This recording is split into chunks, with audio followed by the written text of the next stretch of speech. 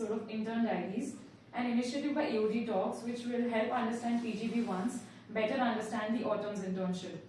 Given the diverse spectrum of roles offered, it becomes difficult for students to comprehend how to prepare for each of them and how different they are in terms of their responsibilities. So yeah, I agree with you, Vedanshi. Thank you guys for being here on the show today. And I believe your experience and as I would like to tell our guests that today in the second episode we are interning few guests who have come from the FMCG sector. So the insights from that would be really helpful for us. So thanks a lot again for being here. So we can start with the introductions. Maybe. So hi everybody, I'm Upasana Mattu. I'm from the marketing specialization. I interned at HUL and I was handling a proper marketing branding project there, particularly on hair masks for the Dove brand. So hi guys, I'm Simran. I'm also from the marketing specialization. I interned at Mondelez International.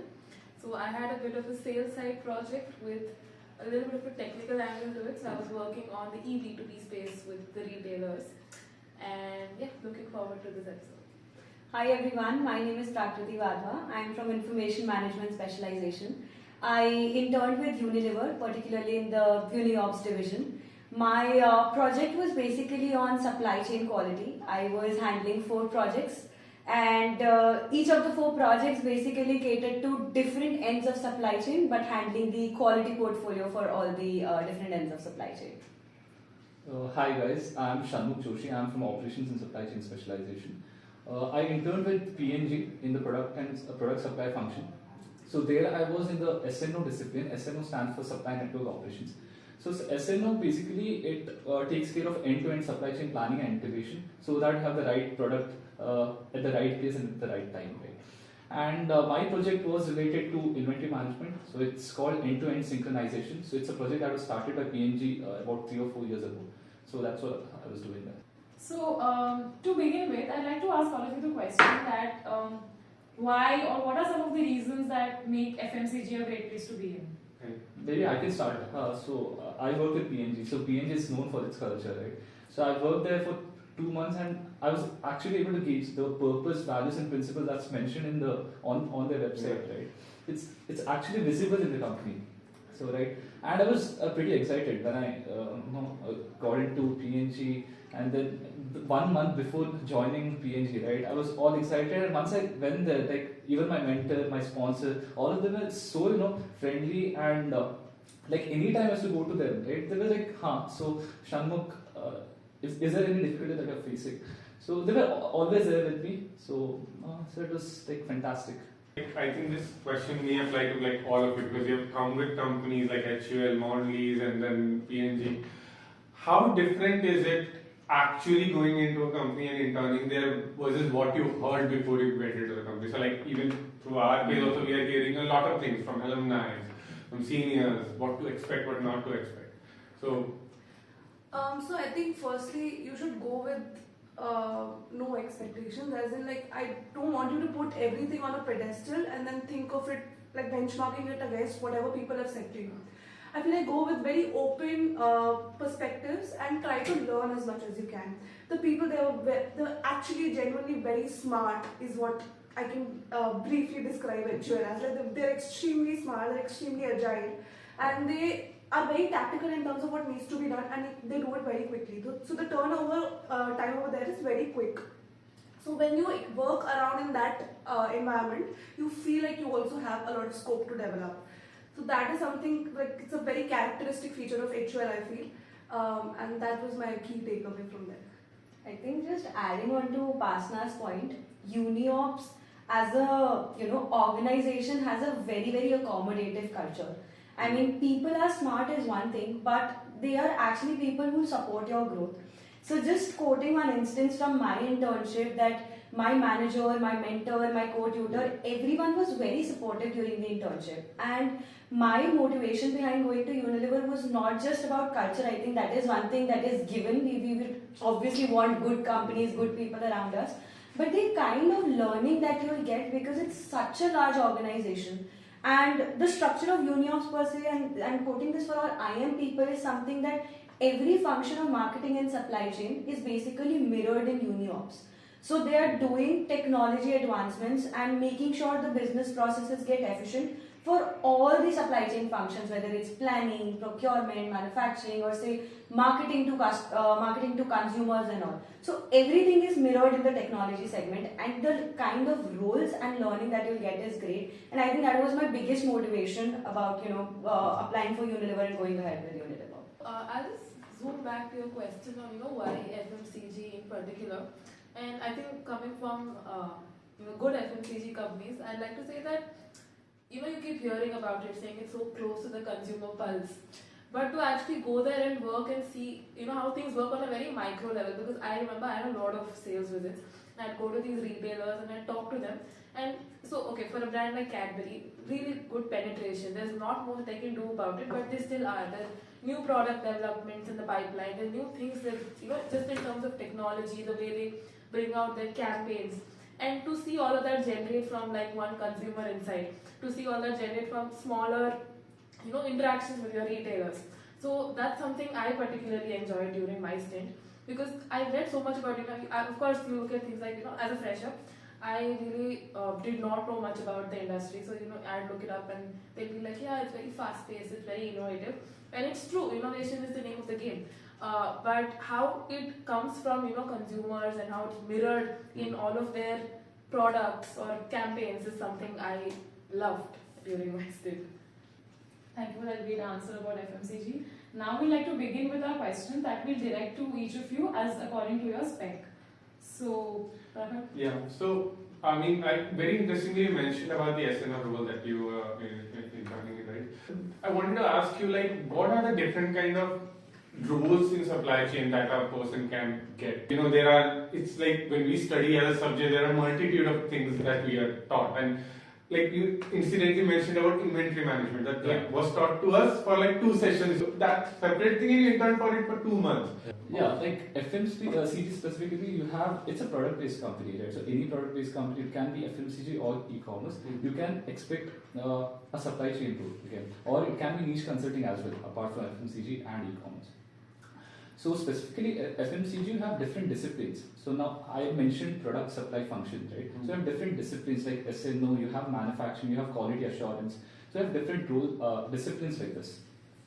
And so what you can expect is that it's not necessary that you have to visit shop floors, unlike your engineering days, right? So that's not something you will be doing here as an MBA intern. So what you can expect is they'll be giving you a project. It may be related to manufacturing, may be related to planning. So everything that you've learned during your term 4, right, will be useful here. So take your term 4 very seriously, and like the multiple projects that you do as a part of your course, right? So that becomes very useful during your internship. And 8 weeks is a very short time, right? 8 weeks to understand the project and then deliver, right? It's very difficult. So that's the reason that you have to be very well versed with your operations concepts, right? Especially for operations intern. Be it a fresher or a work ex guy, the expectations are the same, right? So it's very important that you do your projects well. It helps you during your autumn preparation as well, right? So 50% of the job is done, at least for an ops guy, right? If he's thorough with his projects and the concepts, so half of the job is done, and then obviously you have those HR questions that you need to prepare for. And so 8 weeks, like I told you, 8 weeks is a very short time. Some people get planning as well as execution projects, but some projects are already in the execution phase. So that becomes a bit easier. But then again, end of the day, they expect you to deliver, and the project is the guidelines and the projects are designed in such a way that you can deliver in 8 weeks. Any hard-working guy and smart guy can deliver it in 8 weeks. So that's the expectation, and so that's what you can expect. Just a little follow-up on that. So, sure. I feel like I speak of all the PGP ones when I'm talking about this. Not every class is a class that we are exactly zoned into. So there are a lot of times when we are not exactly paying attention to the professor. So, what is the pre-internship period like? So there are a lot of concepts that are taught in the first 3 terms, and we all know that the term 4 is the main term to focus on, but the other terms have also so many important concepts that will come into play when you are in the internship. So how did your pre-internship period look like? Okay. See, first year maybe didn't help much, right? First year you have all the subjects. So you have marketing, you have all kinds of subjects. So that's what it was all over the place. I was not able to learn much during my first year. specifically with respect to operations. But then second year term 4 was very useful. We had Neelendra sir's lectures. Yeah. Those lectures are like amazing, and it's very important that you listen to all of these lectures. Well, make notes. I have to make notes, right? But it becomes very useful during your autumn spread. If you have all those important points written down, jotted down. So that is why. So that is something that helps during your auto spread. And apart from that, what I would say is that just go with a free mind. And once you go there, it's all different. Trust me, right? Exactly. Even if you're a supply chain expert, still you have to learn like what P&G does, what HUL does, what Mondelez does, right? You need to understand the supply chain, understand what exactly is happening, and ultimately everything that they expect is be logical and have anything that you say, right? It has to be backed by data. It's not that you just go there and say that, so this is what I want to do, so this is what I see. So, but then if there's no data backup, right? So they say, ye to matlab hawa mein baat kar raha hai. So that's what they say. So that shouldn't happen, especially P&G. P&G, they expect you to go with data. Any person you go to, be it your mentor or any person above that. So, Upasana and Simran, marketing is a subject that is taught in a lot of depth in 4th semester, and given the intuitive nature of the domain, how much of the theory is actually applied in practicality in these organizations? Okay, so I had a pure marketing branding project. I'll explain my project in a very short description. So the overarching theme of my project was hair masks and how do consumers upgrade to hair masks. And this was across a couple of brands, so Dove, Tresemme, entire hair category. And within this, I had basically 3 projects. One was to understand what the consumers are doing and make a market development mix out of this. The second part of it was basically regarding influencers and how we can leverage those. And then there was a pilot also that I was executing at that point. So it was a pretty extensive project. It ranged across a lot of skills, a lot of different avenues for the market development. In terms of what was used, I would say not much, because practically when you start actually doing things, so with hair mask, the market was so new, I couldn't even get data. So for me, a major pain point was just to get data. And I had to do that completely from my consumer work. I had to go and interview people. So that was the biggest pain point. Yeah, little bit of marketing of course comes in, and while I'm saying that I didn't use much of it, term 4 is extremely crucial. I second whatever Shanmukh has said. I think I paid the most attention, or maybe only attention, in term 4, because I really feel like it will set up a foundation for you to think as a marketeer. And like little tips and bits of it, of course, I used. So, for example, it was a market development project, right? There is an elective called MSI, Marketing Strategy and Implementation by Rupal ma'am, which is a very good course. Must take everybody whoever is interested. It basically talked about the general strategies that people deploy, product diversification, market development, and gave a bird's eye view of what these strategies look like. So I had some idea of what this is supposed to do for the entire hair category. Yeah, that's pretty much. So I'll tell you, adding on to why 4th term is important. So the breadth of projects you do. Yeah. Somewhere you'll figure out that you have a way you approach them.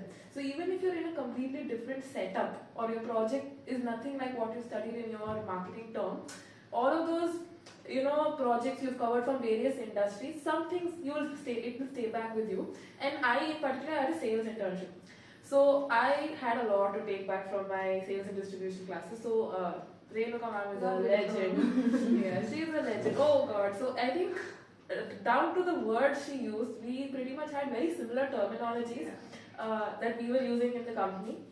And so basically sales and distribution management gives you a very good overview on how things work in your traditional trade, and we covered a lot of good case studies. Okay, please make sure you all do your pre-reads during marketing, if no other term. So for this, we all came prepared with our pre-reads and all of that, and it really helped. So a lot of these cases which we did, I could see that happening. So I could see when I went on my market business, I could see like these subtle politics that run between a retailer and his distributor, or my SE and the distributor. So all of this actually, you take back from it. And I think, so we learned a lot of how this is done theoretically, but Mondelez is one of these organizations that is very into transformation, tech transformation. So I had a project which is basically route to market, how you change it, how you make it a little more digital, equip the retailers with an application that could help them order directly from the distributors without much of a salesman intervention. So while we've learned a lot about how a salesman gets his orders and all of that. So all of that foundation came from my classes. In fact, one of the first questions my manager asked me was, "So how do you think we get our orders?" And I just quoted everything Rekha ma'am had to tell me, and he was very impressed. So I think one of our advantages is that we go in after our spec to our internships, right? And a lot of these guys who are coming in for summer, they're coming right after their first year, so they do not have a very detailed understanding already. And of course, 80% of whatever you do is learning on the job. You figure out then and there, but that 20% really makes a difference because you're coming in with some sort of a background on exactly what you can expect from it. So yeah, pay attention in your phone. I'd just like to add one more thing. Like, of course, you would have figured that it's very subjective to the project, whether or not you're using whatever you've learned. Another area which is kind of a blind spot in terms of our whatever is taught in term 4 is digital in general, and it's growing like anything. I think everybody had some bit of digital in their projects, and I think by the time you guys go into autumns, it will definitely be much more than this. So that is a blind spot right now. So you might need to just be aware of whatever is happening in the digital world. Just have basic knowledge, whatever basic terminologies are there. Kind of prepare for that in parallel with whatever is happening in term 4. Yeah, in fact, we were discussing this yesterday. The theme for most case competitions this season also has been digital and omni-channel tech. So you'll see that it's happening. You can get those whirlwinds coming right here. So yeah, just try and read as much as you can, basically.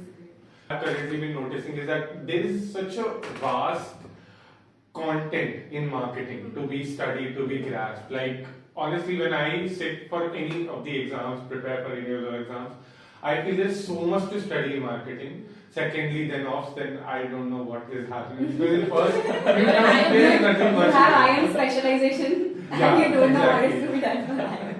But okay. So, do you think apart from the things that as you like you mentioned at the end that apart from your course in the term 4, it's very important to read up on things. So during your internships or even interviews per se, how much do you think that your external learning, like people such as Ken, or such external readings, how much does that help? I'll tell you one thing, nothing backs your argument better than an example.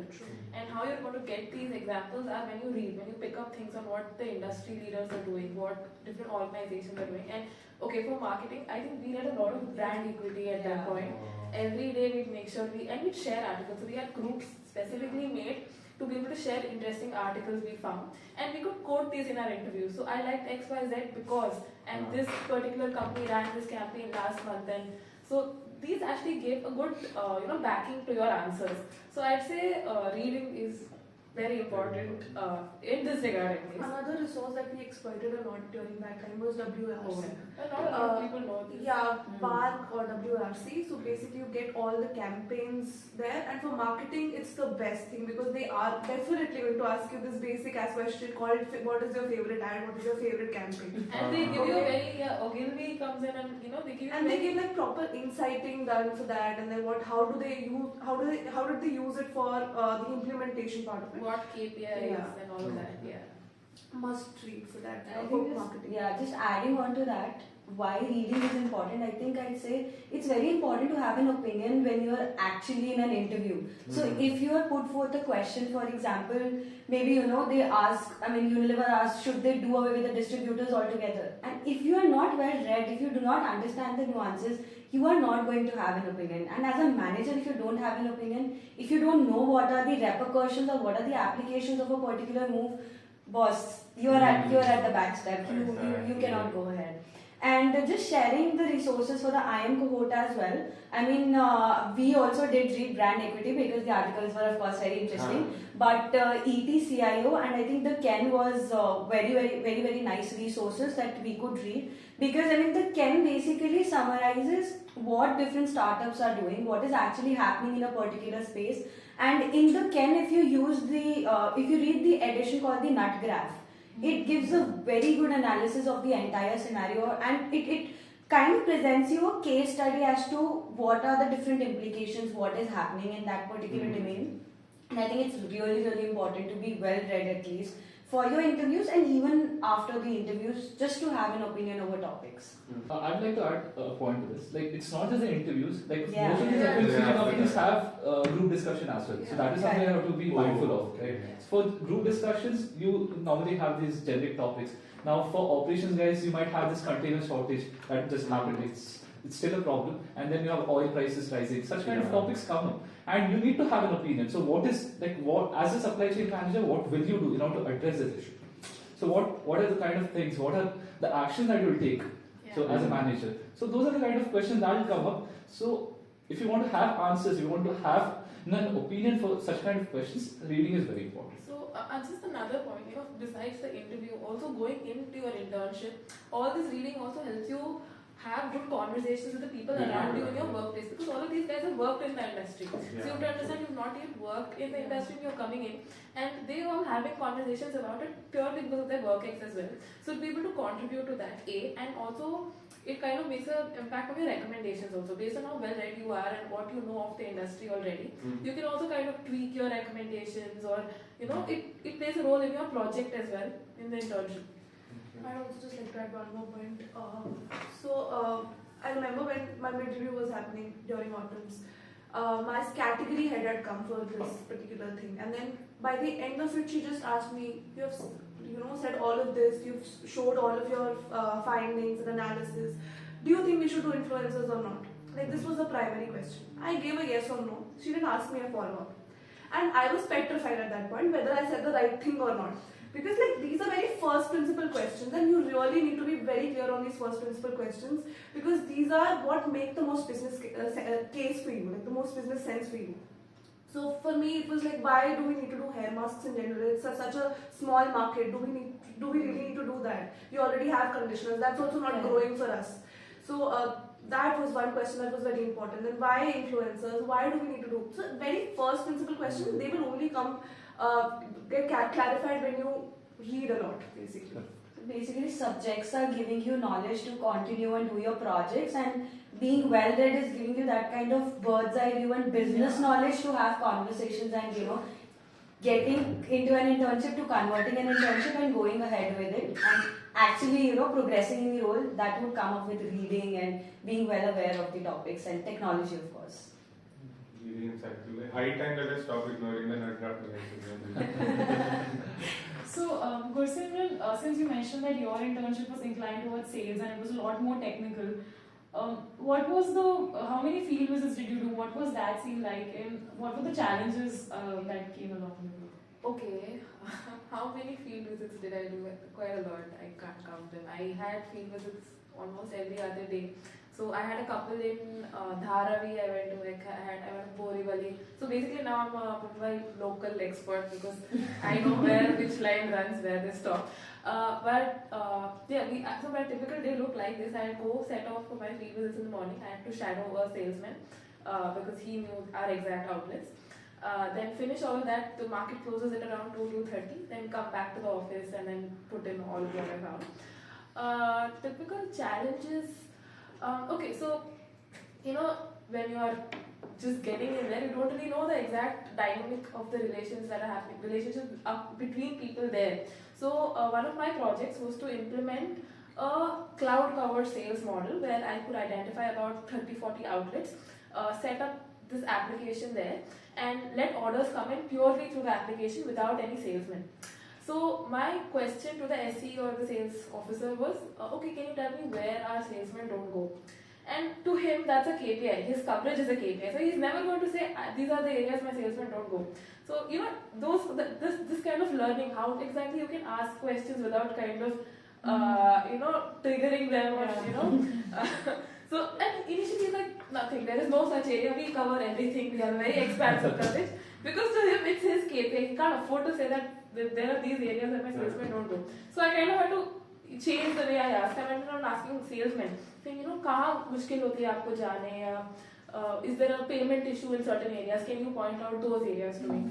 So just that kind of stuff. And kind of reading between the lines, sometimes there could be like subtle politics running between the distributor and the SO, so you really don't know whose side to take when they're talking. A couple of times I thought I was the ASM and they start yelling at me for giving discounts to MTs. Like, आप लोग बहुत discount देते हैं CE पे, e-commerce पे, हमारा cut रहा है. So, and I'm sorry. So just kind of managing this and understanding the dynamic of relations here. That was one thing, and another was, so I had a couple of visits in Chennai as well, and a couple of market visits in Gurgaon as well. So to be able to understand how different they are, even in terms of culture, because in Gurgaon I realized a lot of them they're very hospitable, okay, and to the point where it's rude to say no.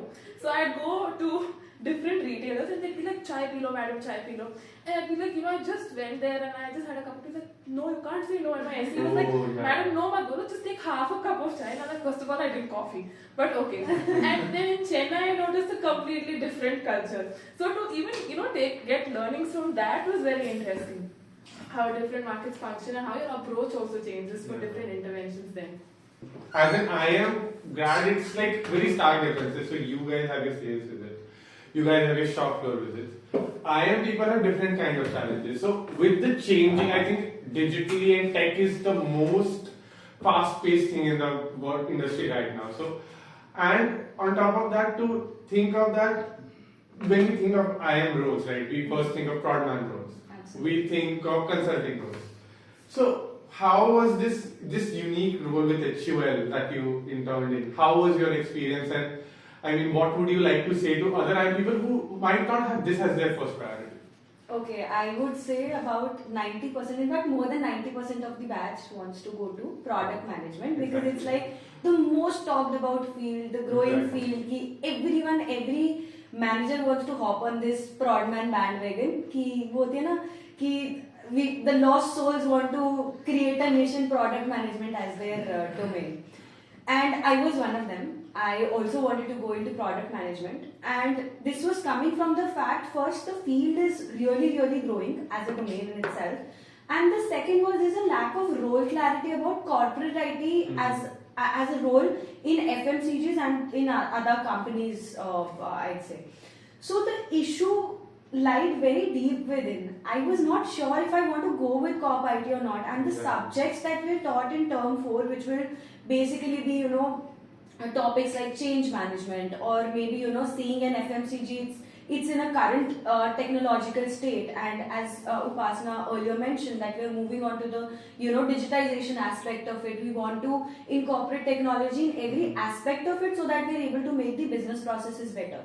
So all these firms, I mean Mondelez, P&G, HUL, are riding that thing that they want to digitize all their operations. They want, if I talk from a marketing perspective, they want to gauge every data point from the consumer. From a click on their e-commerce website to seeing how the consumers are reacting on the, these Amazons and Flipkarts, how the consumer is actually buying. And they're missing out on these data points. So they're really working hard to make this kind of makeshift from their as a state to a to be state.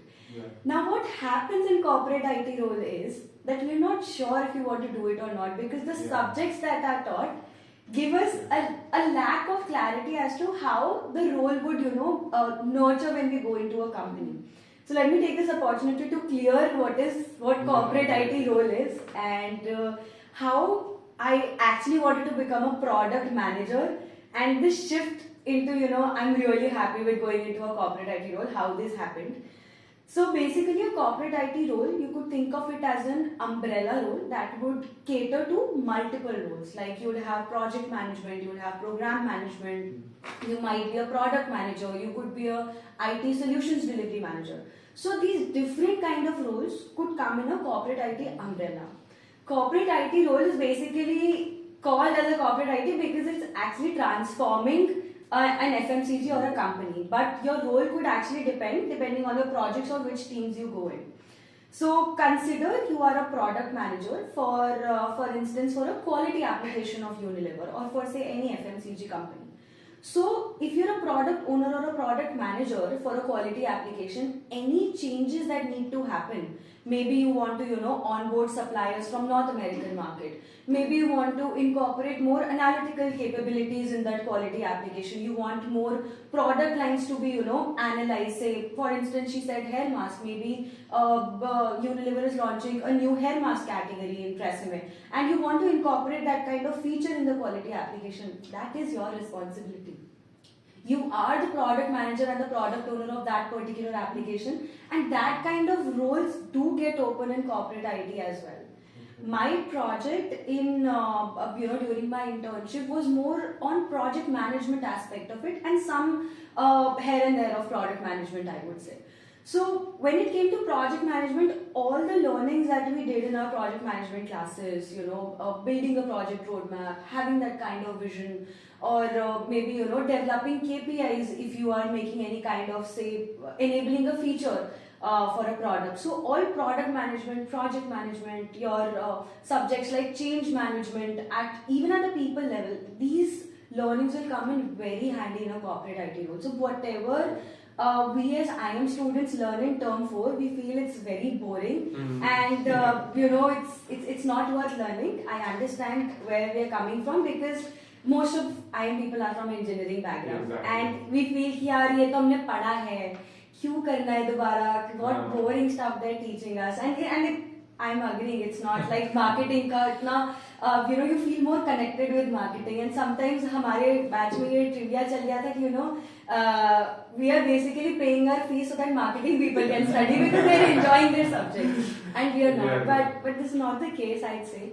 All your learnings, whatever you're actually studying in classes, will come in very handy in a corporate IT role, and it will have glimpses of project management, product management, program management, and of course it depends on you how you want to take in this opportunity. So for me, the role was very, very great. My team was great, my projects were great, and I thoroughly enjoyed getting transferred to a corporate IT role from product management, I would say.